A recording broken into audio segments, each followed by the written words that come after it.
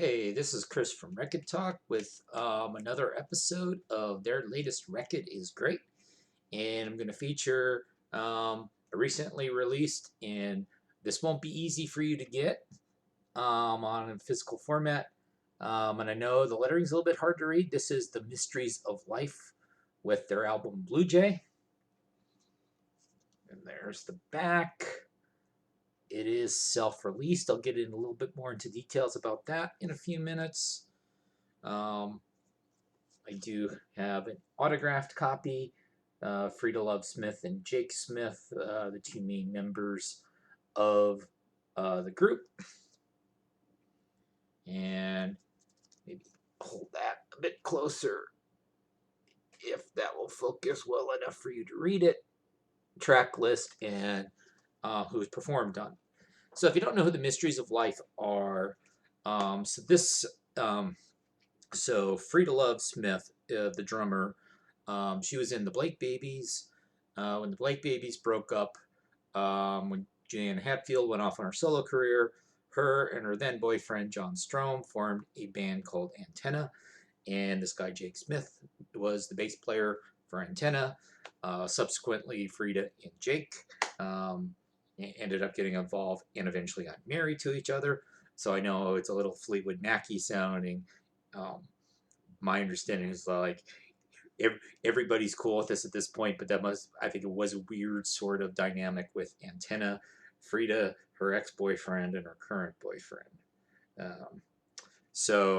Um, then when Antenna broke up, John Strom went on to have a band called Mellow Deluxe, and he was also touring guitars for the Lemonheads.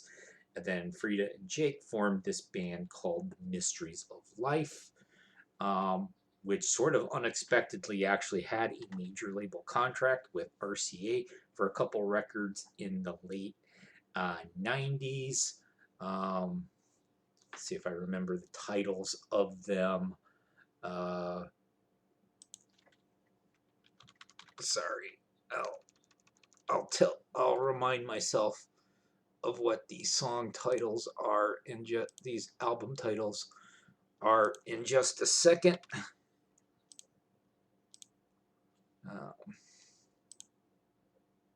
So we had Come Clean was the second one. The first one, the first one was called Keep a Secret. Probably the closest they ever had to like a well-known single was a pretty cool song called Going Through the Motions. They did a couple albums, lost their major label deal, and have ever since have sporadically put out stuff on indie labels or self-released. They both went back to school. Jake ended up getting a PhD in communications. He's now a professor at Northwestern University in Evanston, Illinois, outside of Chicago. Freda also works for the university as an instructor and an academic advisor. So their musical pursuits are very much part-time at this stage. And so this album, they was funded with an Indiegogo drive from fans. And so I donated, I got this.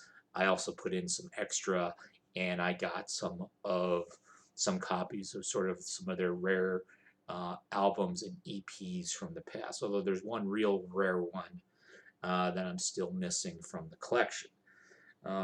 Most of it was recorded at home, so Jake did all the guitars and bass, and he's the main lead singer. Freda plays drums. She has sort of an unusual drum kit at some point in time. She got rid of her cymbals, so if you like cymbals, this is not the album for you. A woman named Anna Steinhoff plays cello.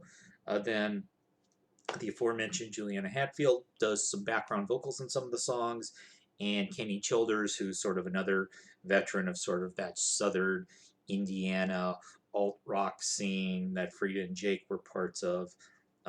He provides some backing vocals as well. And so and there is only 100, they only made 100 copies of the CD. I believe they were all sold in the campaign because they mailed it to me. I checked on their Bandcamp. You can get the download on Bandcamp. There's no physical format of this available on Bandcamp. So if you actually want the CD, there's no vinyl version. I don't know how you're going to get it unless they press some more or if they have a few extras that they end up releasing. But what does it sound like?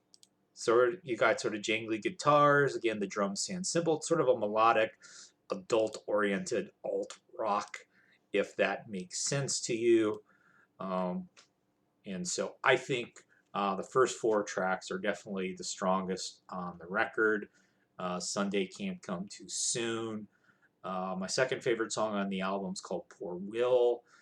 Then the title track, Blue Jay. And the Sunday Can't Come Too Soon, Blue Jay. And then the 4th track on the album, which is my favorite, Jupiter and Saturn. These all are featuring Juliana singing along with Jake. Some other ones, song 6, Pin Drop, has a cool riff to it. Song number 8, called 3 Pairs of Eyes, is probably, I think that's the best use of the cello on the album. The last few tracks, after a while, it does get a little, the songs start sounding a bit the same. There's not a ton of variation in tempo or style throughout the album. But if you like sort of this jingly, sort of middle-aged alt rock, you would like this album. And again, I'll drop the link to their Bandcamp in the comments. You'll definitely be able to get the digital download if it becomes possible to get the CD format. If you want the CD format, that's cool. As of now, it's not released on vinyl. I don't anticipate it will be. I mean, this is pretty much just, I think they're pretty much hobbyists at this point as opposed to professional musicians. Maybe at some point I might do a ranking the albums of the Mysteries of Life as